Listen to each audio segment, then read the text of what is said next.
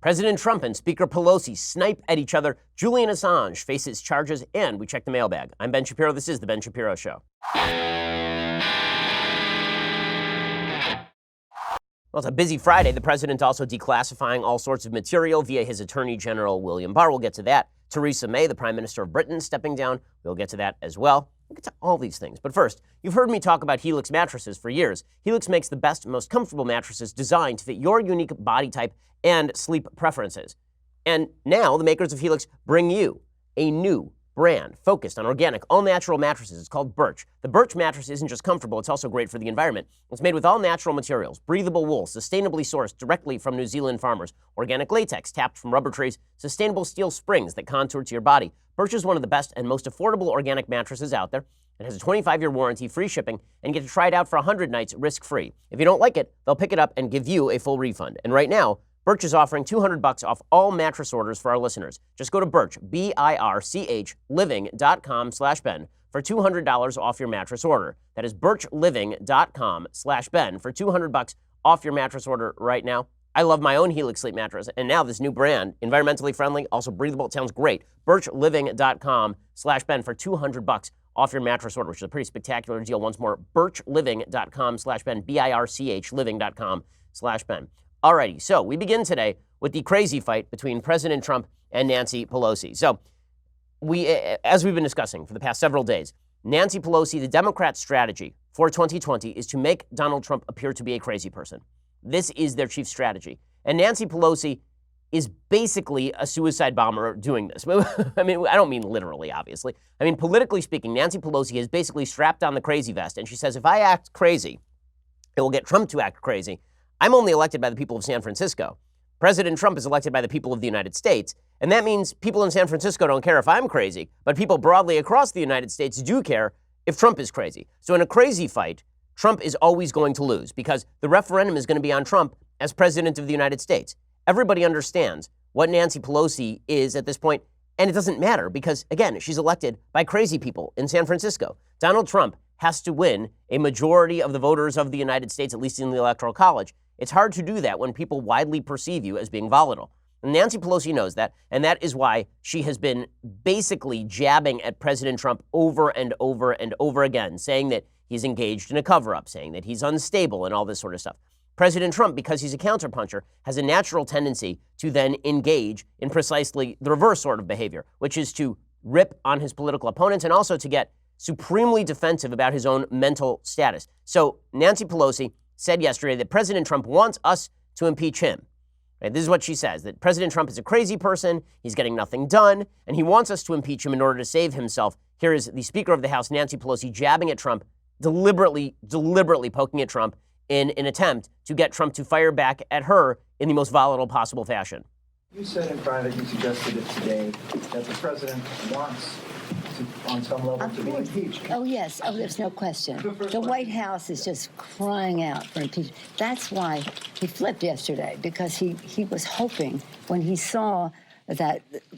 See, he's saying, oh, you called that meeting at 9 o'clock? No, we have the meeting, Mr. President. It's not about you. That was what disappointed him, because he didn't see this rush to impeachment coming out of our caucus in our 9 o'clock meeting, which he thought was called specifically for him. Okay, so then President Trump fired back. So with Nancy Pelosi jabbing at him over and over and over, President Trump fired back yesterday repeatedly. So first, Trump ripped crying Chuck and crazy Nancy. He did this in the Roosevelt Room of the White House, flanked by farmers who he was giving a sort of bailout to in the aftermath of his Chinese trade war. Here's President Trump ripping into crying Chuck and crazy Nancy. And again, as I've been saying for days, I have a lot of sympathy on an emotional level for President Trump, who's being slapped around by Democrats, who's being unfairly treated by Democrats. I really do think that these investigations are not directed toward criminal activity. They're directed toward getting under Trump's skin. Democrats have successfully done that, and that's why the president should not allow them to do it. Look, that's a hard job. I've been through it myself. It's very rough. But the president, if he wants to win re-election, this is not the strategy for doing it. Here's the president ripping into crying Chuck and crazy Nancy. She said I walked into the room right next door yesterday and walked in and started screaming and yelling. Just the opposite. Because I know that they will always say that, even if it didn't happen, because this happened once before. I walked out, I was so calm. So I walked into the cabinet room. You had the group, Crying Chuck, Crazy Nancy. I tell you what, I've been watching her, and I have been watching her for a long period of time. She's not the same person. She's lost it. So he's firing back. And listen, as a Republican, as a conservative, Nancy Pelosi has a lot of this coming, but that's not really the question. The question is this strategically smart for the president to get down in the mud with Nancy Pelosi and have a crazy fight when, again, he is the one who's going to be up for presidential reelection? And then it gets worse because President Trump then calls up his own aides, people who work for him, to testify that he did not throw a tantrum. Well, if you're trying not to appear volatile, probably the worst way to do that is to get your own employees, come on over here, Bob, and tell them I'm not volatile. Come on over here. Tell them I'm not crazy. Jim, you work for me. Tell them I'm not crazy. This is not the way to do this. Here's the president doing this. Kellyanne, what was my temperament yesterday? Very calm, no temper tantrum. I told the Facts First crowd as they published that you were fuming, temper tantrum, rage, lost it, that's just a lie. Mercedes, you're always a straight talker. You were in that room yesterday? Yes, sir. What was my attitude when I walked in? No, Did you I ever were- scream? No, you were very calm and you were very direct. And you sent a very firm message to the Speaker and to the Democrats. What was my attitude yesterday at the meeting? Mercy's right. Kellyanne's right. You were very calm, and you laid out the case. You had a lot of numbers. Oh, no. So, again, do you laugh or do you cry? I mean, really, Mr. President, if you do not want to appear volatile, if you don't want to appear like a crazy person, probably what you shouldn't do is appeal to all the people who work for you to testify as to what a great dude you are. Right? Let's say that somebody called me volatile. You know what I probably wouldn't do is call in my producers. I wouldn't call in Nick and both Mikes. I wouldn't call in my producers and then say, guys, tell them I'm not volatile. Tell them right now. Tell them I'm a wonderful boss. That just what? Like, how is this in any way strategically smart? Again, I get it emotionally. I do. I'll say that 1,000 times over. I get where the president is coming from emotionally. I get where Trump is coming from. But if the rip on you is that you're volatile, and then you proceed to show that you're volatile by calling on Mercedes Schlapp, who works for you, and Kellyanne Conway, who shills for you on television, to testify as to your innate genius, I don't know how is that productive? And then Trump keeps doubling down. He says, Nancy Pelosi is a mess. Again, all of this may be true. Nancy Pelosi is a mess.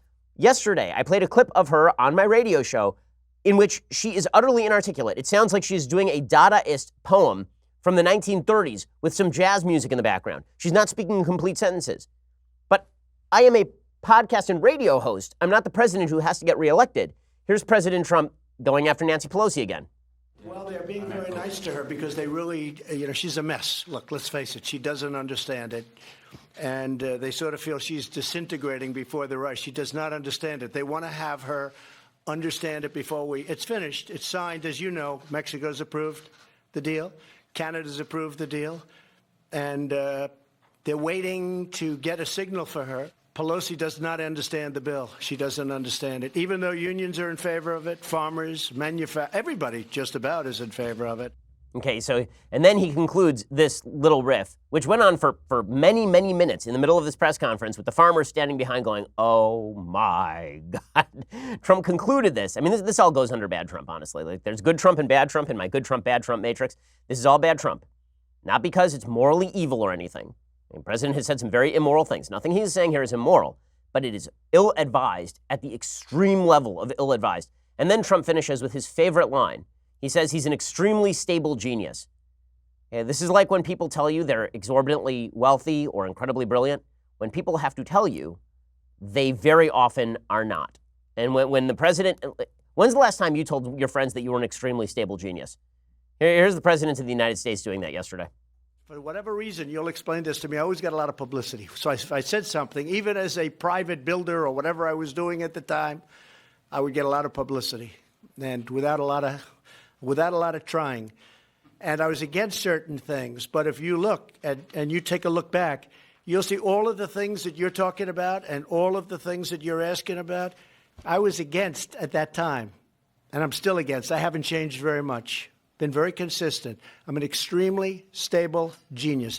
Okay, and obviously he's saying that a little bit tongue-in-cheek because the president is a stand-up comedian, but that then opens the door to Nancy Pelosi doing this. So Nancy Pelosi then tweets at the president about the extremely stable genius line. She says, when the extremely stable genius starts acting more presidential, I'll be happy to work with him on infrastructure, trade, and other issues. Now, this is supremely cynical from Nancy Pelosi. She's not interested in working with Trump on anything. Her entire goal here is to drag Trump into this fight, to get under his skin, to make him crazy. That's what she's trying to do here. This move where she says, I pray for him. He needs an intervention. He's engaged in a cover-up. And then as soon as Trump comes back at her and says that she's a mess, then it's, well, I was happy to work with him, but then he decided that he wasn't going to work with me. That routine from Nancy Pelosi, it's really galling and it's really perturbing. But with all of that said, is it smart for President Trump to jump into a personal catfight with Nancy Pelosi when here's the thing, the image that he needs to propagate from now until Election Day is of, if not an extremely stable genius, an extremely stable person, or at least a stable person, right? The entire Democratic pitch is Trump is too crazy. The economy is good right now. On foreign policy, we're heading in the right direction. Democrats must create the image that the president cannot be trusted with power because he's a crazy person. And thus, you must hand it over to old Joe, slow old Joe. You remember old Joe. That's really their campaign. They should make their campaign slogan, Democratic campaign slogan 2020. You remember old Joe. That's the entire pitch. I've been saying for years, the Democratic campaign was going to be the 1920 Warren G. Harding campaign, a return to normalcy. That was Warren G. Harding, the Republican Party's pitch in 1920. Woodrow Wilson had lost it. He was senile at that point, and the Democratic Party had followed him so far down the chute that Woodrow Wilson's wife effectively governed the country as president of the United States in the middle of Woodrow Wilson's senility as of 1919. And so Republicans said, okay, we just want normal. How about normal again? That's what Democrats are trying to do. In order to make that happen, they have to portray the president as abnormal. The president should not be helping them out in this quest. And yet, the president's counterpunching tendencies lead him to do the wrong thing. We'll get to that in 1 second. First, hiring is challenging. There's one place you can go where hiring is simple, fast, and smart. A place where growing businesses connect to qualified candidates. That place is ZipRecruiter.com/dailywire. ZipRecruiter sends your job to over 100 of the web's leading job boards. But they don't stop there. With their powerful matching technology, ZipRecruiter scans thousands of resumes to find people with the right experience and invites them to apply to your job. As applications come in, ZipRecruiter analyzes each one and spotlights the top candidates so you never miss a great match. ZipRecruiter is so effective that 4 out of 5 employers who post on ZipRecruiter get a quality candidate through the site within the very first day. There's a reason we use ZipRecruiter right here at the Daily Wire. Right now, my listeners can try ZipRecruiter for free at this exclusive web address, ZipRecruiter.com/dailywire. That's ZipRecruiter.com/DAILYWIRE, ZipRecruiter.com/dailywire. ZipRecruiter is indeed the smartest way to hire. ZipRecruiter.com/dailywire. Go check them out right now, the smartest way to hire. Okay, so President Trump finishes his attacks on Pelosi. Again, justified morally, not smart politically. The president finishes attacks on Pelosi by tweeting out a video of her stumbling over her words. And there was a lot of talk yesterday about a doctored video of Nancy Pelosi that made it look like she was slurring her words. I don't know why you'd have to doctor video of Nancy Pelosi in order to come up with that conclusion. She stumbles over her words routinely. She has odd pauses in her verbiage. And this is one of the effects of being 1,000 years old. And Nancy Pelosi has been doing this for a long time. This is not a shock. Well, the president then tweeted out a compendium of Nancy Pelosi stumbling over her words. Now, all of that may be true. It is also true that there are similar videos of the president stumbling over his words. I will say that the media coverage of this is insane and insipid. The media coverage was, how could President Trump do something like this? So cruel, so terrible. They even suggested that this video was doctored. This video is not doctored. These sorts of videos existed about Barack Obama. I remember them. There were these long montages of Barack Obama just saying, like lots of, he'd be like, huge montages of Obama saying that sort of thing. There's the same thing with George W. Bush. As long as video has existed, as long as the capability of cutting video has existed, these sorts of compendiums are put out. Trump puts it out, and suddenly it's the worst thing that has ever happened. The president tweeted out, Pelosi stammers through news conference, in all caps. And then here is the actual video of Pelosi stammering through her news conference. We had a little took a little longer on the floor. The custody of the border. Everyone, he started sending signals, the U.S., Mexico, Canada, if that's not the accurate category. Some people call it after NAFTA, some call it NAFTA 2.0, working together to pass that. Not if we're the three things. We're very busy people. Okay, that three things thing, she is holding up two fingers at the time. So Trump tweets that out. The media go crazy. I will point out the media have been saying that Trump is a nutcase who can't speak English for years, and he's the president of the United States, whether they like it or not. Is any of this wrong? It's not wrong, but it is not strategically advisable. I assume his comms team has told them this, but they cannot control him any more than you can control the wind. That is just not the way this works. Meanwhile, the president is fighting back against the allegations that have been made that the FBI and CIA and the Obama administration were targeting him. He is now attempting to declassify a bevy of materials. Now, I have been saying for years that the president should declassify as much as humanly possible. I'm amazed by Democrats who today are claiming that it's a cover-up when the president declassifies material. So just to review, when the president says that William Barr, the Attorney General, has to keep certain things classified because the federal rules of criminal evidence require that grand jury information not be released into the public, that's a cover-up. So if the president uses classification properly, that's a cover-up. Also, if the president declassifies, that is a cover-up. Now, the argument from the left is, well, he's only selectively declassifying. Yeah, except he made the entire Mueller report, which he could have remained classified. He made that entire thing public. He made the entire thing public. So I don't get this is what Adam Schiff has been saying. So Adam Schiff, who a moment ago was saying that William Barr was ugly, he literally said that on stage yesterday. Really classy, Adam Schiff. I defended Adam Schiff against allegations he was a pencil neck, but Adam Schiff is out there ripping on William Barr and saying that he's an ugly human being. Adam Schiff ain't no Brad Pitt.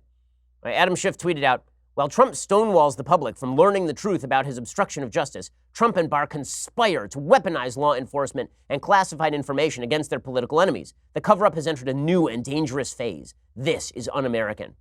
So what exactly is so un-American?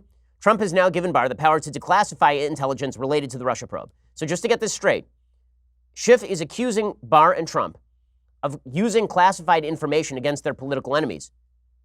But this information is not classified anymore. Trump is declassifying information. So is the complaint that Trump is keeping things secret or that he is making things open?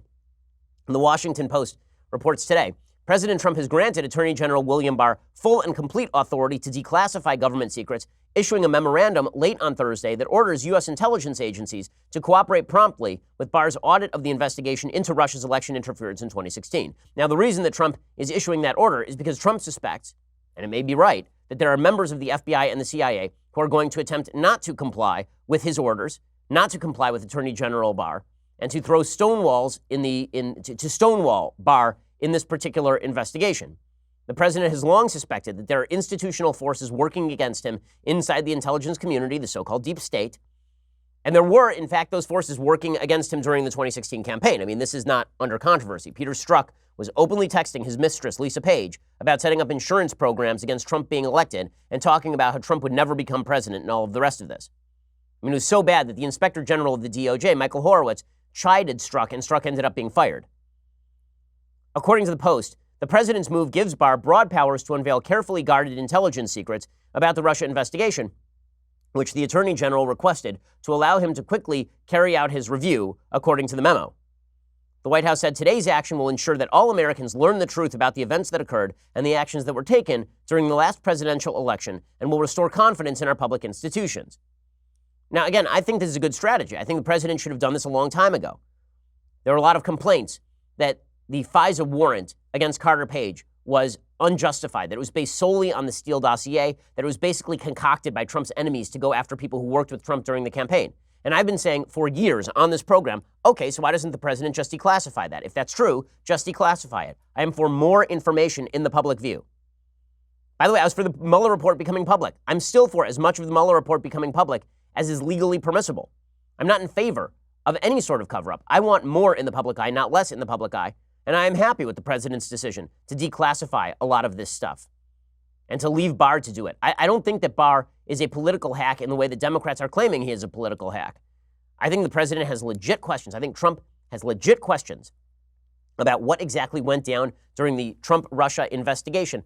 And those questions are not illegitimate in the way that so many Democrats seem to be suggesting that they are. Conservative lawmakers have insisted to friends in the administration that declassifying documents will help Trump protect his presidency and further distance himself from any political fallout from the Russia investigation. The move is likely to further anger Democrats who have said that Barr is using his position as the nation's top law enforcement official to aggressively protect the president and attack his critics. Again, declassifying material that we've been talking about for 3 years seems to me a much better strategy than allowing selective leaks of those materials from Congress, from members of the intelligence community. Remember, Andrew McCabe, for example, lost his pension and his job with the FBI because he was leaking material to I believe it was the Wall Street Journal and the Washington Post. That material happened to be about Hillary Clinton and the FBI's ongoing investigation. Nonetheless, if it comes to selective leaks being made by so-called members of the deep state versus broad declassification of materials that we've been talking about for years, I'm very much in favor of Trump declassifying a lot of this stuff. Now, is Trump right to be suspicious about the handling of the Trump-Russia collusion case? I think there are certainly questions to be asked at this point. Aaron Klein has a really interesting piece over at Breitbart. Aaron is a good reporter, and he has a piece talking about William Barr's statements last week. So last week, William Barr appeared on TV, and there he explained that what was interesting is that this investigation was handled at the very senior level of these various departments. It wasn't handled sort of in ordinary fashion. The thing that's interesting about this is that this was handled at a very senior level of these departments. It wasn't handled in the ordinary way that investigations or counterintelligence activities are conducted. It was sort of an ad hoc small group, and most of these people are no longer with the FBI or the CIA or the other agencies involved. I think there's a misconception out there that we know a lot about what happened. The fact of the matter is, Bob Mueller did not look at the government's activities. As Aaron Klein points out, there was a report from the Washington Post back in June of 2017 specifically talking about how this investigation was carried out. In a second, I want to talk a little bit about some of the questions that are legit about the investigation, the Trump-Russia investigation. Again, I am skeptical of the claims that this thing was initiated totally in bad faith. My considered take, based on the evidence at this point, is that it may have been initiated in good faith, and then it quickly morphed into a bad faith effort that may not have been completely conscious. It was people who were simply looking for evidence that confirmed their prior biases against President Trump, and that's how that investigation seemed to proceed. We'll get to that in just a second. First, We the People Holsters offers custom-made holsters, all produced in the United States. They design their own holsters in-house. That means they don't use any third-party molds for their holsters. Instead, they design every unique mold in Las Vegas in order to best fit each and every firearm perfectly. They are constantly updating designs. They add new designs every month. That lets them stay up to date on the newest models that come out. These holsters are fantastic. I have one. We the People Holsters even have their own 3D design team. They measure every micromillimeter of their guns to ensure the perfect fit. Their unique, intuitive clip design allows for you to easily adjust both the cant and the ride of your holster so that it will fit comfortably and securely at all times. Every holster also has an adjustable retention, which is signaled with a click sound that lets you know that your firearm is securely in place, which seems pretty important. If ever you want more tension, you can just tighten one screw and you are done. Custom printed designs are made in-house. Thin blue line, thin red line, Constitution, camo, an American flag. More coming out every month. We the People holsters start out at just $37 a piece. Every holster comes with a lifetime guarantee. Every holster ships free. That is a fantastic deal for a top-notch holster. Right now, listeners of The Ben Shapiro Show can go to wethepeopleholsters.com/Ben, enter promo code Ben at checkout. You get $10 off your first holster. So it's as low as $37. Shipping is free. An additional $10 off your first holster using my promo code. Solid deal for a great holster. Again, that's wethepeopleholsters.com/Ben, promo code Ben at checkout for $10 off. So why exactly would President Trump and William Barr be suspicious of the way in which the Trump-Mueller investigation was pursued? Well, I think one of the reasons they'd be suspicious is because, as Barr says, this thing was pursued at the top levels of the Obama administration. Aaron Klein over at the over at Breitbart points out a Washington Post article published in June 2017. According to that report, CIA Director John Brennan convened a secret task force at CIA headquarters composed of several dozen analysts and officers from the CIA, the NSA, and the FBI. Apparently, the unit was so secretive it functioned as a quote-unquote sealed compartment, hidden even from the rest of the U.S. Intelligence Committee.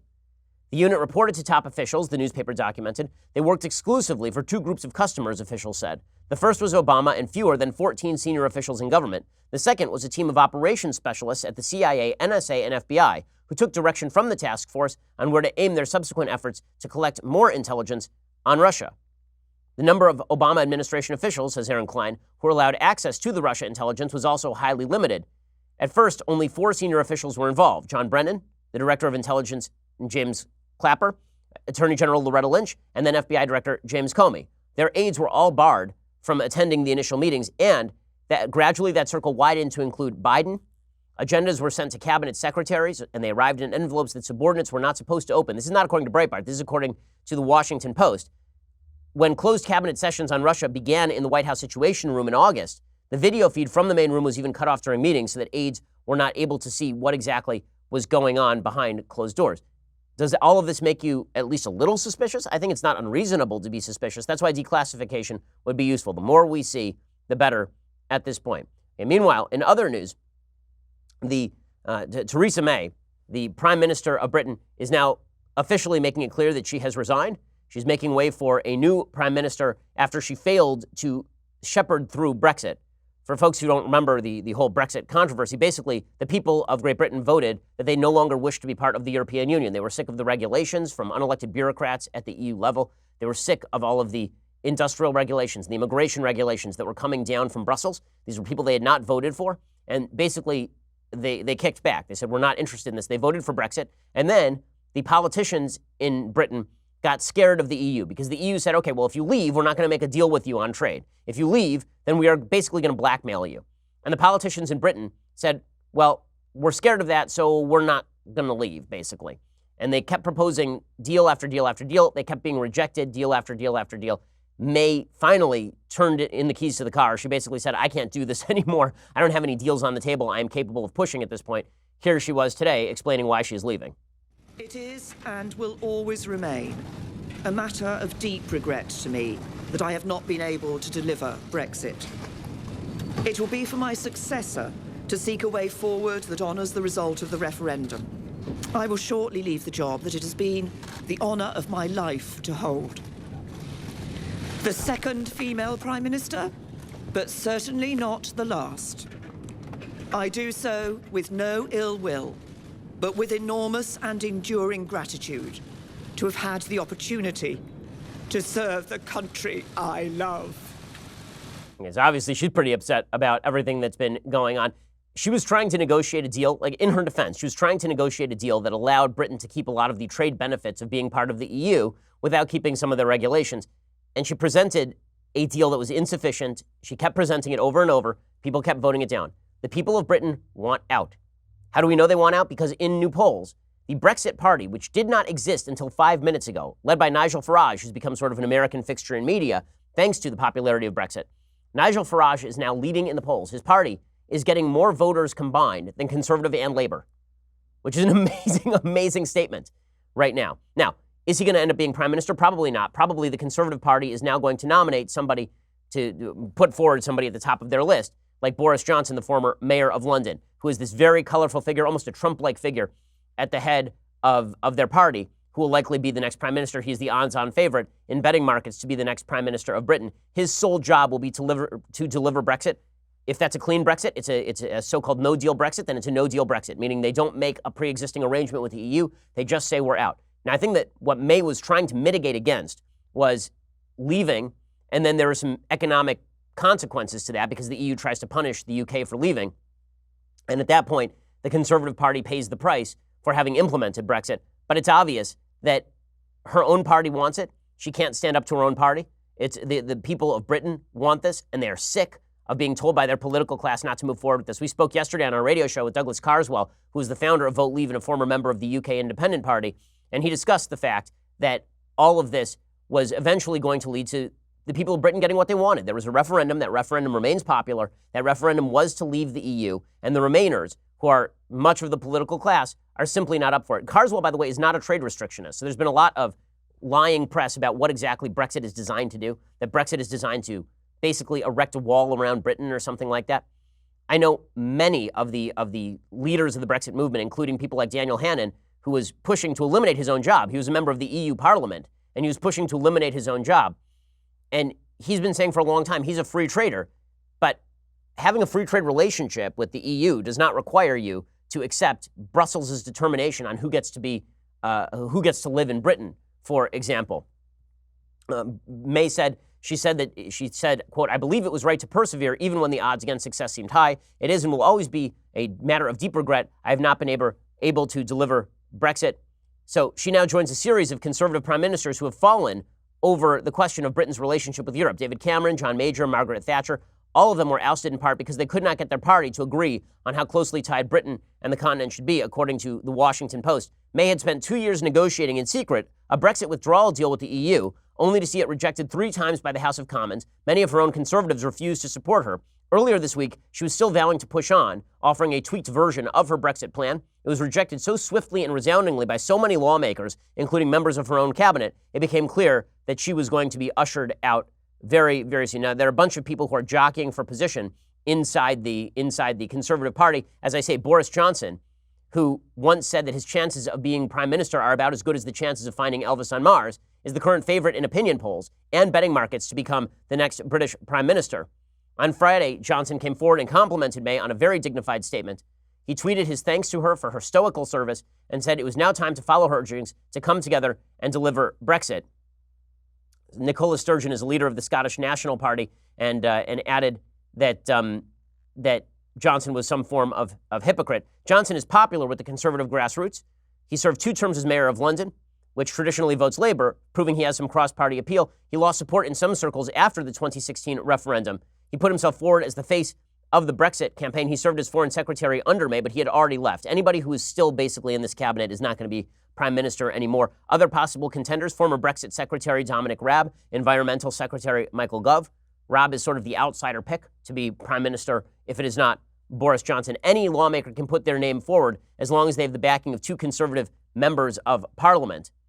So it'll be interesting to see where they go from here. It is obvious, though, that the people of Britain have effectively rejected, and Conservative Party members have effectively rejected the idea of some sort of soft deal with the EU, which hopes to govern them from above. And frankly, good for them. Good for them. I was in favor, as much as I followed it, I was in favor of Brexit, and the British people voted for what they want, and they should get it. Alrighty, so in a second, we're going to get to the news that Julian Assange is now being prosecuted under the Espionage Act. We'll talk about the complications inherent in that sort of prosecution. First, with all the hype about Alabama and the never-ending Russia investigation, you may have missed the recent study in the journal Cell Metabolism. I know, it's not like it's not your favorite reading, but scientists have suspected a correlation between growing rates of obesity and processed foods. What this study discovered was that these foods also appear to lead people to overeat. The bottom line is this: you need fresh fruits and vegetables in your diet. That's why I recommend you start taking Field of Greens by Brickhouse Nutrition. Just 1 scoop of Field of Greens has a full serving of real USDA-certified organic fruits and vegetables. It helps boost your immunity using antioxidants, prebiotics, and probiotics. This is real food. It's not just fake supplement lab powder. Just read the nutrition facts panel on the side. Right now, get 15% off your first order when you go to brickhouseben.com and use the offer code BEN. You know you're not going to start cooking fresh vegetables and fruit every day, so let's not pretend. Get 1 full scoop of fruits and 1 full scoop of vegetables every day with Field of Greens. BrickHouseBen.com. It's a healthier way to live. I'm big into nutrition. It's a great product. BrickHouseBen.com. That's BrickHouseBen.com. Remember to use offer code BEN for the special deal. BrickHouseBen, because I'm a brick house. BrickHouseBen.com. Go check it out right now. Okay, in a second, we'll get to Julian Assange, the prosecution against him on espionage charges. We'll get to that. Plus, we'll get to the mailbag. First, you're going to have to go over and subscribe. DailyWire.com, $9.99 a month. Get the subscription right now. You get all sorts of goodies. We have a Sunday special with Newt Gingrich coming up this Sunday. You get it on Saturday. You get 2 additional hours of the show every single day, which is a lot of content. You also get access to our Daily Wire Backstage. We're doing one next week. You get access to all sorts of goodies. You get to be part of our mailbag, which we're going to be doing momentarily. Like, all these things can be yours for the low, low price of $9.99 a month, or on an annualized basis, $99 a year, which, as you may know, I know you're doing the mental math right now, that is cheaper than the monthly subscription. If you annualize that monthly subscription, you get this Leftist Tears Hot or Cold tumbler, which is magnificent. Look at it. Behold it. Gaze upon it. Enjoy it. But you'll enjoy it more if you have one. Go check it out right now over at dailywire.com. Also, please subscribe and leave us a review at YouTube, at iTunes. That always helps with our rankings.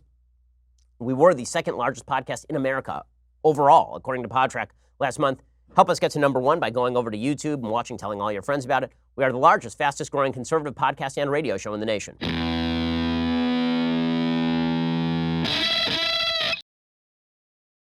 Alrighty, so meanwhile, in other news, the DOJ is now accusing Julian Assange of violating the Espionage Act. According to Politico, the Justice Department has hit WikiLeaks founder Julian Assange with Espionage Act charges. escalating a legal fight against the high-profile activist, alarming press freedom activists. The DOJ had previously only indicted Assange on a single count of conspiracy to commit computer intrusion.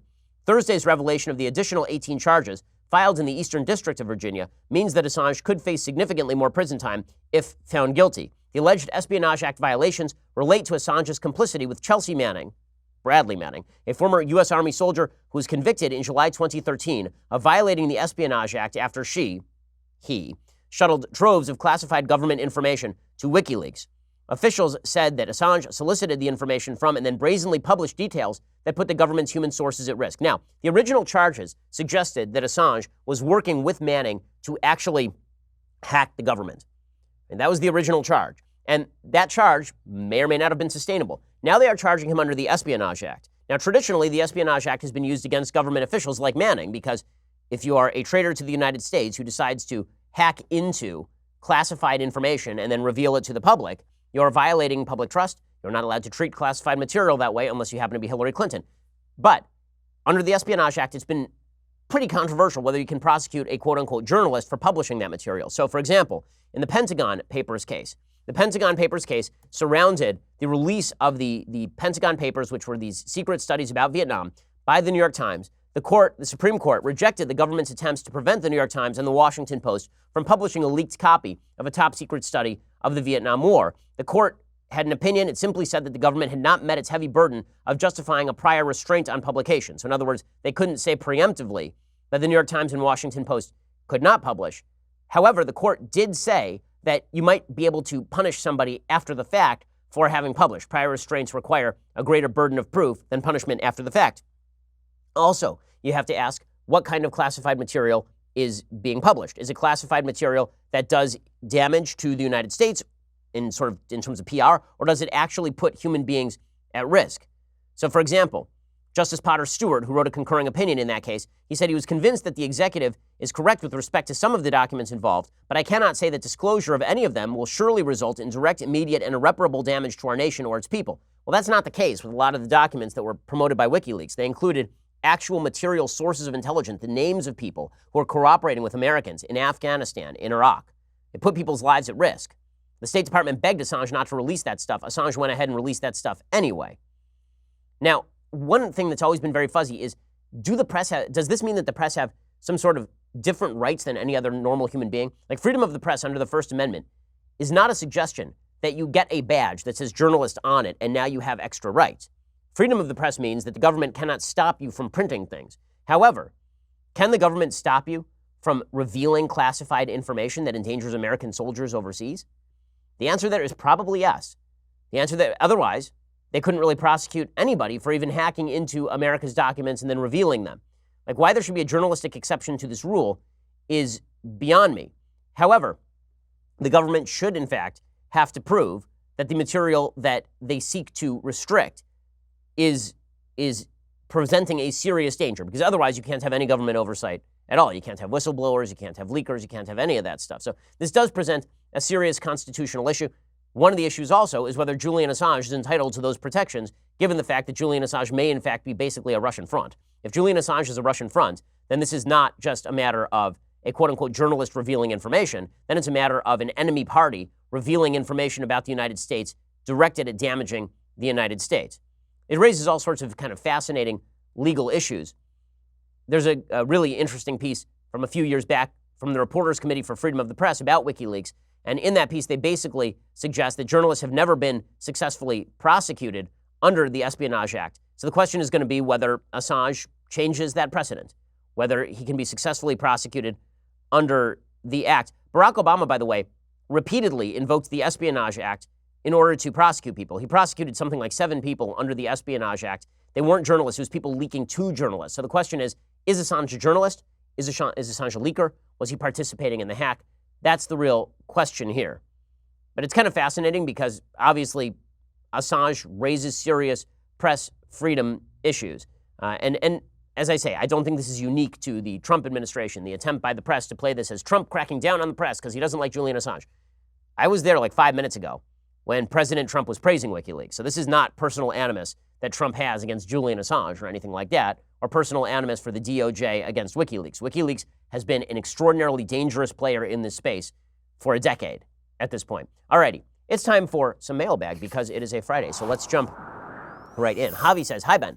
I'm a 17-year-old high school student at a school that is about 99% leftist, not liberal, in Los Angeles. I've been listening to you almost every day for about a year and wanted to say thank you for everything you do. My question is, I just gave a full pro-life statement to my high school newspaper, and I'm wondering if you have any advice on how I can weather the storm I'm sure to receive from classmates, friends, and even teachers that will call me all sorts of names and attack my character. Thank you." Well, I mean, this is a character-building exercise, dude. I gotta say, as somebody who's been in the public eye since I was basically 17 years old, your age, you think that you've grown a thick skin, and then you realize every 5 minutes that you need to grow another layer of skin. I mean, at this point, I basically look like the Thing in terms of personality from the Fantastic Four. I mean, you just grow layers and layers of thicker and thicker skin until you look like a rock human. That's effectively what you have to do here. You're going to take hits, but that is what being in the arena is all about. Just stand strong. I would say don't go out of your way to insult anybody. And it's not a rule that I've always kept myself, but most of my regrets happen to be insulting people that I look back and I say, well, that's probably not something I should have done. It's something I've been trying to work on myself. So if I have advice to young people, it is only speak when you are particularly sure of what you are saying. Make sure that you are double sure of what you are saying, because the fact is that we now live in a media environment where anything you say publicly when you are 16 or privately, as it turns out, when you are 16 or 17 years old, can be used against you by your political opponents. So you just have to be extraordinarily careful. And also, try to cultivate a level of character that you wish that your opponents had. So try not to engage in character attacks. Instead, debunk arguments. And if they engage in a character attack, then you are fully justified in saying that they are being a jerk. That you are fully justified in saying, as I've said for years, and I continue to maintain. If somebody attacks your character, you have no obligation to sit there and take it. You are fully justified in responding by saying that they are badly motivated. You are fully justified in saying that they are acting like a jackass. You are fully justified in doing all of those things when somebody attacks your character. Don't be the first person to attack character. Attack political point of view instead. Rohan says, "Ben, new subscriber here. I have a question regarding your recent book. In the book, you argue that Judeo-Christian morality and Greek natural law built the foundation for scientific progress in the West. If this is true, what about other civilizations such as ancient China and India?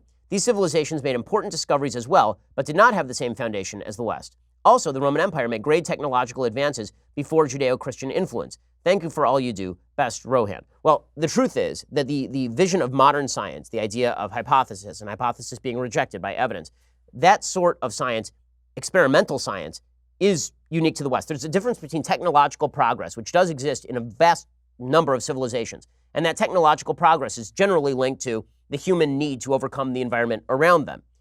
There's a difference between that and the pure idea of exploring science for its own sake, which then has technical applications later. That is something that seems fairly unique to the West, which is why you see thinkers in the West like Isaac Newton, who are trying to figure out general rules of the universe in a way that very few people were doing in other civilizations. That doesn't mean that every other person in every other civilization was incapable of doing this. Obviously, there were strides in science and mathematics, particularly in the Indian world, as in like India, in the Indian world in the first millennia.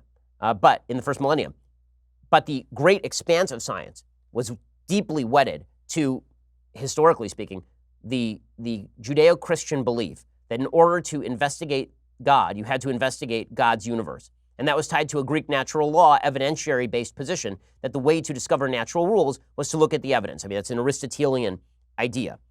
So, as I say, this is not to discount any of the discoveries of other civilizations. The question is why the West did it best. And the answer is that the West did it best not just because they were making technological advances. Again, technological advances exist throughout history. The question is, why is it that the West came up with this idea of science, this generalized idea of science, which was then used to create tremendous technological change far beyond what you get if you were just in a field and you needed to figure out how to make a plow work better, for example. There is a difference between generalized science and technological and kind of incremental technological change. Eli says, "Hi, Ben, it's my birthday. Can I get a shout out?" You just did, my friend. Michael says, "Ben, what do you think of the post-Keynesian argument that says government deficit spending, as long as we're not at full employment, is a net positive on the economy? That is putting more money into the economy than it's taking out, while surpluses are a net drain since the government is taxing more out than it is spending back in." Well, I don't believe in government surpluses as a general rule. I don't think that the government should be taking in money unless they intend on using that surplus for something useful. A government surplus is effectively the government confiscating wealth from people that they do not use. And that seems to me a confiscation that is unjustified. As far as the post-Keynesian argument, the general argument that government deficit spending is inherently a good, that widespread government deficit spending is inherently a good, it's good until it's not. Just like credit card spending is good until it's not. It's great. You can buy all sorts of stuff. And then the credit card bill comes in, and then things go to hell in a handbasket. Right now, the United States is riding on the fact that we are the most powerful economy in the world and in world history, that there are no near rivals for it, and thus the dollar remains strong. People continue to invest in our bonds and all of the rest. That's true so long as we don't radically regulate our economy, raise taxes, engage in Green New Deal type silliness. But there will come a point where people are going to recognize that $21 trillion in debt ain't getting paid off anytime soon. And when that happens, then we're cruising for a bruising. Joshua says, hey, Ben, so I'm currently serving in the military, looking for a new career when I exit. First of all, thank you so much for your service. You're doing something I didn't do. I have nothing but admiration and really respect for that. Law has been something I've always been interested in. I was wondering what law books you could recommend to learn the basics of constitutional law and or criminal law. Thanks. Well, criminal law, I mean, there are some pretty good criminal law textbooks that are out there. I would say in terms of constitutional law, some of my favorite books on constitutional law include A Matter of Interpretation by Justice Scalia, very slim volume that sort of explains constitutional theory. I disagree with him about stare decisis, but his general take on how to read constitutional text is correct. I think that you should check out Robert Bork's The Tempting of America, which is a really nice history of the court and what exactly the court has done throughout American history. Mark Levin has a really good simplified version, I think, of Bork's book called Men in Black from maybe 15 or 20 years ago. That's a pretty good synopsis of how the courts have usurped power. All that stuff is pretty good. And then obviously read the basics, the Federalist Papers, read the Constitution itself. The Heritage Foundation has a wonderful guide to the Constitution with case references and everything. I'd recommend going and picking that up from Amazon. Robbie says, hey, Ben, why isn't making adoption more affordable at the top of most Republican policies? I know Alabama, where I live, is kicking butt at adoption in the state right now. My wife and I have looked into ourselves a few times. The financial side can be pretty daunting. Generally, I'm in favor of government being involved in it as little as possible, but can it be considered conservative to think that tax dollars should go toward taking care of orphans and putting them in a loving home? Trying to reconcile my feelings on adoption with my small government feelings. Shapiro, Haley, 2024. As far as making adoption simpler, yes, regulations on adoption should be largely relieved. It should be easier for people to adopt. As far as tax incentives being driven toward adoption, I think that the tax rates generally should be lowered. As a libertarian, I'm not generally in favor of the government, quote unquote, promoting policy via tax dollars. With that said, we do have a tax system that right now has to care for people who cannot take care of themselves. And that going toward the taking care of orphans and then shifting them toward adoptive homes seems like a not terrible idea to me. Jacob says, hey, Ben, I just graduated from law school last weekend. Any stories or tips you can share on how to study for the bar exam? Memorize, memorize, memorize. I mean, that is all the bar exam is. It is just an enormous amount of memorization. So sit down with your text, I always use flashcards. Make a bunch of flashcards and then just drill yourself on the flashcards. Ryan says, hey, Ben, I was wondering your opinion on Edward Snowden. Is he a hero or an enemy to the United States? Do you think he should be pardoned? Also, do you think if Edward Snowden changed his name and sex like Manning, do you think he would have gotten a pardon from Obama too? Well, apparently that was the pattern because there was no reason for Chelsea Manning to actually be pardoned. Chelsea Manning was not in any way contrite about having hacked U.S. classified materials and then exposed it to WikiLeaks. So Chelsea Manning should still be sitting in jail, obviously. When it comes to Edward Snowden, I think two things can be true at once. One, some of the information we got from Edward Snowden was important for the public to know. And two, Edward Snowden is not a hero. Edward Snowden was pretty obviously working with the Russian government. And Edward Snowden, which is why he tried to take refuge in Russia, and Edward Snowden, I do not think is a good guy. So bad people can sometimes give you material that you need. This does not make you a hero. It means that you did something that is wrong, but it revealed good information to the public. This does happen on occasion. So the answer is sort of both. I don't think it's heroism to hack America's classified documents and hand them over in bulk to people who do not care about America's national security. At the same time, I'm glad some of that stuff is available to the American public so we know the extent of the government's surveillance upon us. Okay, time for some things I like and then some things that I hate. So, things that I like today. So, this is a stupid, wonderful movie. The movie is Olympus Has Fallen. I know it's old. I was only made aware of this recently. Sonny Bunch, who I will admit is my favorite movie reviewer, he said that Olympus Has Fallen was a great movie, which is to say that it was going to be retrograde and politically incorrect and all the rest. And the movie basically is. It's effectively the movie is just. Basically, the movie is just Die Hard in the White House, except without half the clever dialogue. That's all the movie is. And it's fun. It's really fun. Also, I happen to really like Gerard Butler. I like Aaron Eckhart. So here's a little bit of the trailer. Mr. President, 5 minutes, sir. Evening, ma'am. Merry Christmas, Mike. Mustang, this is Big Top, bringing out the full package. Where'd that come from?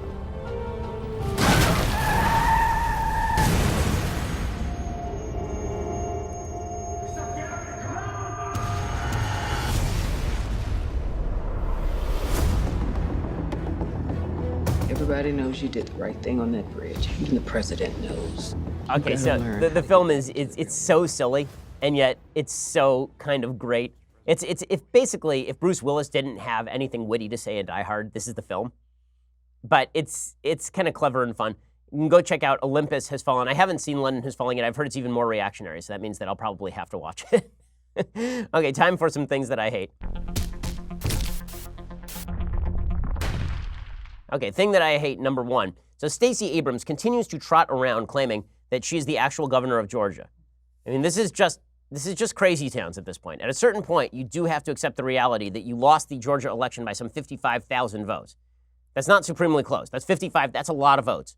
She still is walking around like she is governor of Georgia. It's astonishing. I mean, it really is. This has now reached the delusional. What she's about to say right here is delusional on so many levels. It's like an onion of delusion. It's like you just continue to carve into the onion, and there are more layers of delusion beneath the layers of delusion. Here's Stacey Abrams, a woman who is being thought of as a possible VP contender on the basis of losing a Georgia gubernatorial race, talking about how she's the actual governor of Georgia and how she won. For those of us who are in this coalition of new and engaged, who are in this pursuit of progress, we have to recognize that the internal threat we face is a fear of who we are.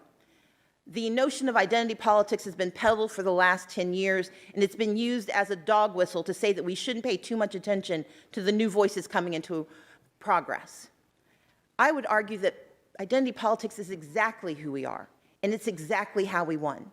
By centering communities in Georgia, we not only increased voter participation, we brought new folks to the process. Identity politics isn't just who we are, it's how we won. One, you didn't. You lost.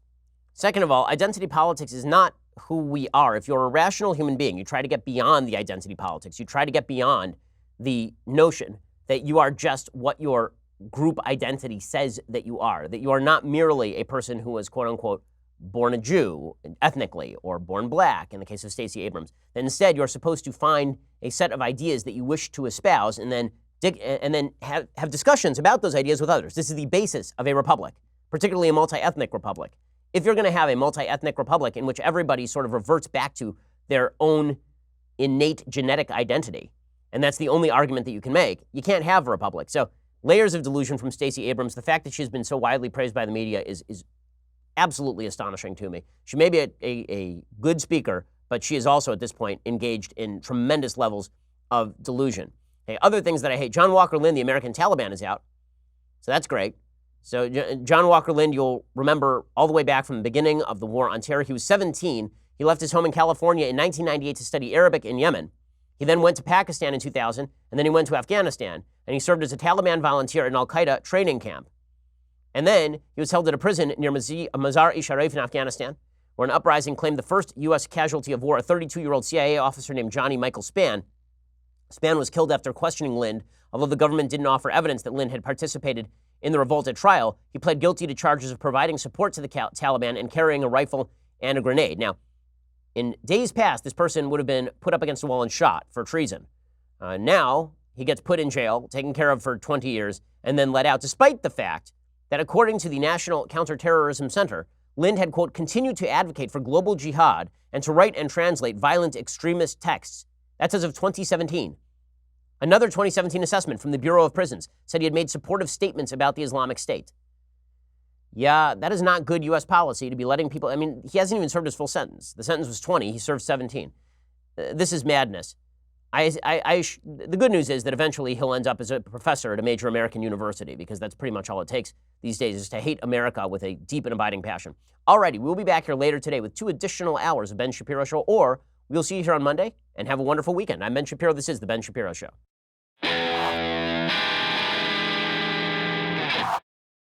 This is The Ben Shapiro Show.